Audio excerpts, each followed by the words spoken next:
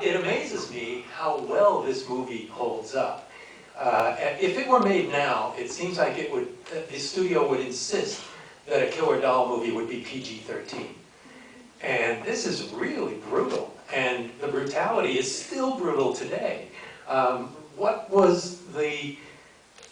did you make of it? Because I know you rewrote the script heavily when you got it. How did you make it into a Tom Holland film? Well, first I want to thank all of you for coming out on this night that was so intimidating. They couldn't afford the Obama ticket.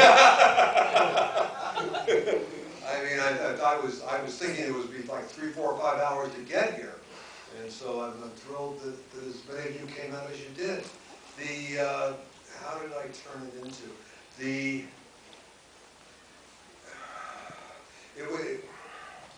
It didn't have, the original script was more of a episode of Twilight Zone.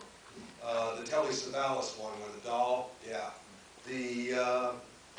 And so the question was how to make it for a mass audience where you could identify with it and care about the travails of the mother and the little boy. And it just seemed to me that if the doll was really evil, then, and I knew it was a leap, but if somehow you cared, if somehow there were a series of murders and they blamed the little boy, and the mother had to save her adolescent, her child. That was, I know it sounds old-fashioned and melodramatic, but it was a very, very strong, dramatic situation. And it seemed perfect to do that because of the doll. And so I created the character of Charles Lee Ray, which is the killer that inhabits the doll. And that was a reach, because if you start to think about it, chanting and passing your soul into that of the doll is rather silly. But I had some wonderful actors, including, Brad, to do the killer, and then the doll's voice, and the situation was so compelling. I think it was so much fun that it really, really worked. And this one worked from the first time we cut it. Really? Yeah, it was long and it had bumps and went into sentimentality at one point, but it always worked. You could feel it. Well, I haven't seen it in a theater since it opened, when I went like opening weekend like everybody else did. And it just holds up really well. This was a beautiful print. And I was also impressed by the color palette, because it's got a very broad color palette, and so many films at that time and now are so muted and very monochromatic. And talk a little about the color choices, because the Chucky doll has a whole rainbow of color. We'll give credit to John DeCure Sr. and John DeCure Jr. John DeCure Sr. was the production designer. He was just famous in Hollywood. I inherited him after Ghostbusters, but he had done Cleopatra, and he had done King and I. He was the resident production designer of 20th under Zanuck, the old man, and he was elderly when Columbia, in their wisdom, gave him to me on Fright Night, and he carried over into the setting up of Child's Play, and that's where so much of the apartment building that she falls out is Gothic. That's John DeCure. The toy store, the color palette of Chucky. That's really a Raggedy Ann doll going crazy. But it's still those doll colors. So much of that was John, and then Bill Butler shot it. But I got to tell you, I had a terrific guy doing it.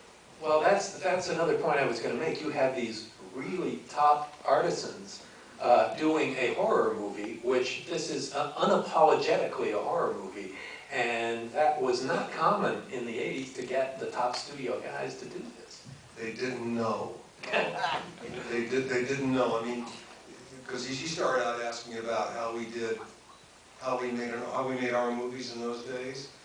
Because at that moment in time, our movies were making money, and PG or PG-13 were considered, for little kids. Yeah. And I had tried before that with Cloak and Dagger, and that I think had a PG-13 rating on it, but you could push it. Then you could push it for 5 minutes. You could push it, and Then I got wiped out later for pushing in the film called The Temp, which was absolutely eviscerating of all the horror elements. So by then, by the early It was temp horror. yeah, temp horror. But by the earlier mid-90s, it had closed down. But there was that moment from about 84 to 87. This was made 87 or 88, where you could do R. Now, how I got away with it with kids, I don't know. Because the story behind this is I was castigated. And I got great reviews here in the New York Times and such. But I was castigated in England and the UK. And there was a letter writing program against the movie from grade schoolers that their teachers organized. And there was a double murder of children by other children in England, and they tried to blame it on child's play. And so, remember, that was very controversial at the time, worldwide. Okay, then also I made this for UA, originally, my memory. Then it was, UA MGM was taken over by a white-collar criminal, and he was an Australian, and the name may have been Skazi or something like that, and he owned MGM for 30 seconds, and in a fit of total hypocrisy and horrible business sense, because this movie was offensive to him, because it was children's playthings, and to prove what a wonderful, upstanding family man he was, he sold the rights to Universal.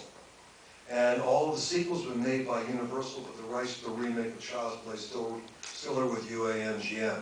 That's a true story. So at the moment that it was made, it was possible, and then even a couple of years later, it was swinging against it big time, where the studio literally sold it off because they didn't want to have, because it had become at that point so notorious. Let's go back to how you became a filmmaker in the first place. You were an actor originally. Originally, yes. Who became a writer. Yes. With Psycho 2 was really your claim to fame as a writer. Nobody expected a sequel to Psycho to be any good. And here comes this terrific, surprisingly wonderful sequel all those years later, over 20 years later. And so I assume that opened up opportunities for you as a director. Yes, it did.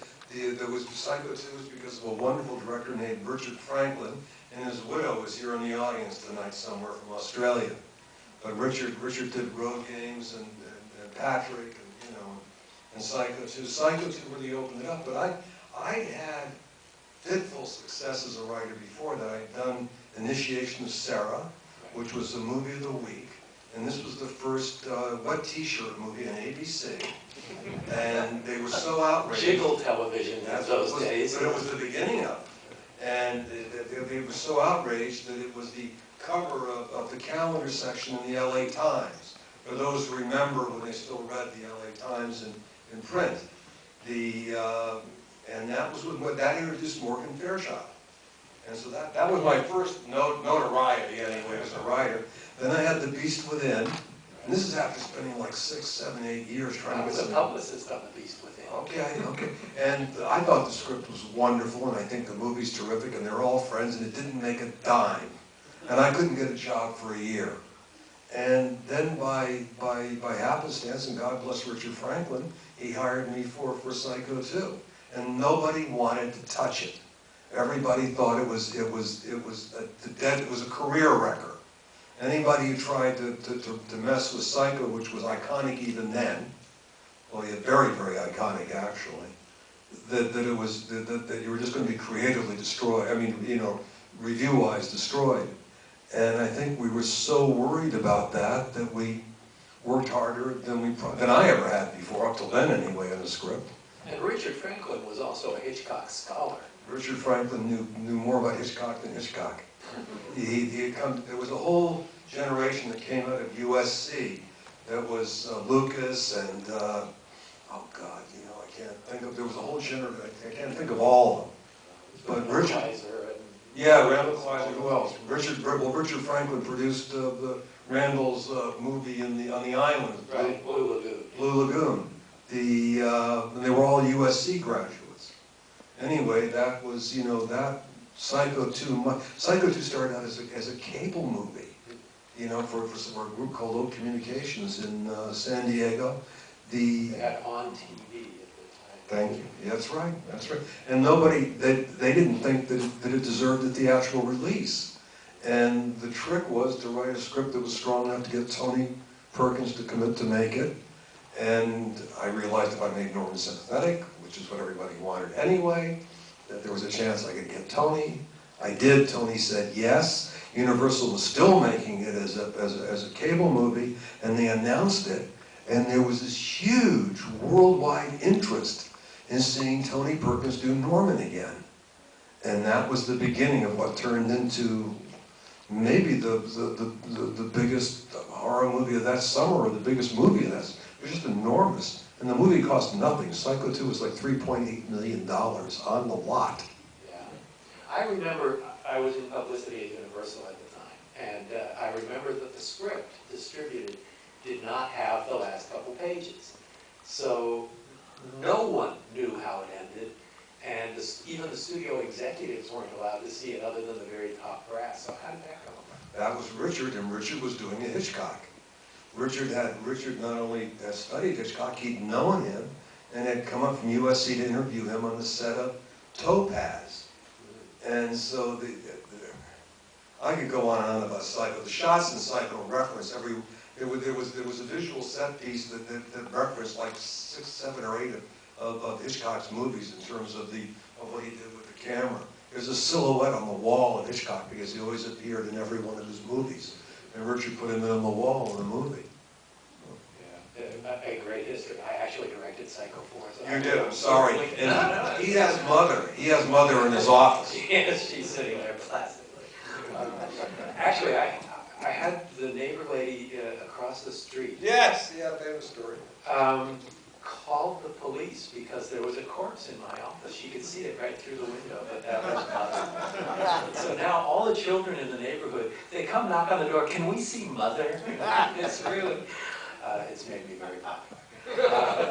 But back to Child's Play. It's really impressive. Now, you know, any moving doll would be computer generated, but the way it was done with a combination of puppetry and machinery and actor in suits and inserts here and there, it's incredibly effective here. It was a series of problems that we didn't know how to surmount that we were able to do while we shot, which was amazing. I really, looking back on it, because so much was just out of necessity. Number one, I knew it could be done because I'd seen Richard Matheson's The Zoomy Doll, Dan Curtis. If you're interested in film, in the history of this, Dan Curtis has done a trilogy of terror. And I don't know how they got that on TV, but they did, like in 1970. It was in the early 70s, and it was written by Richard Matheson and 3 different stories, and that one in particular. With Karen Black. With Karen Black. She played the lead in all 3 stories. And what Dan Curtis did, who never spoke in a quiet voice, he always shouted. I was an actor in Winds of War for him. Wow. You know, when he was directing. That was the last legit job I had until Asher 2. I don't know about legit. Well, okay. Well, no, I was in the stand because of you. Yes. Thank you. He blowed up real good. Anyway, where was I? We were talking about the puppetry and the mix of effects that we used. Well, anyway, Dan Curtis showed me it could be done, and he was working before there was a Steadicam. And so what he had done is he had taken and put like a 16mm camera or a Bolex, and he put it on roller skates and put it on the floor so you had the POV of the doll. And the doll in Trilogy of Terror is what, maybe 8 inches tall? And he had that, and it was scary as hell. So I knew that somebody had done it. They'd done it for about a 15 or 16 minute sequence, but I knew visually that I could make the doll scary, because mine was you know, like 2.5 feet tall, and so that gave me hope. And then it was how to maintain the illusion, and that had all kinds of problems. We cut around it. I used a wonderful small person, Ed Not Gein, no. Ed Gale. Gale. And I built oversized sets. I sized the sets up so the sets were, you know, at one point, you know, I mean, they were 2.5 times bigger. When the doll burns, that was the small person inside the doll. And they had to have, you know, a breathing apparatus then for a burn. Now they can do it simpler than that with gel. When the babysitter's sitting there, and we're on her and the doll runs through the archway behind her, we couldn't get the shot with anything like a doll, and I was absolutely desperate, and I turned around, and the actor's sister was there, and she was like 4 years old, and I put her in the Chucky outfit, through the background out of focus, and behind the arch I hid the mother, and at the other side of the arch I hid the nurse, and I had a little 4-year-old girl in Chucky's outfit run across the archway.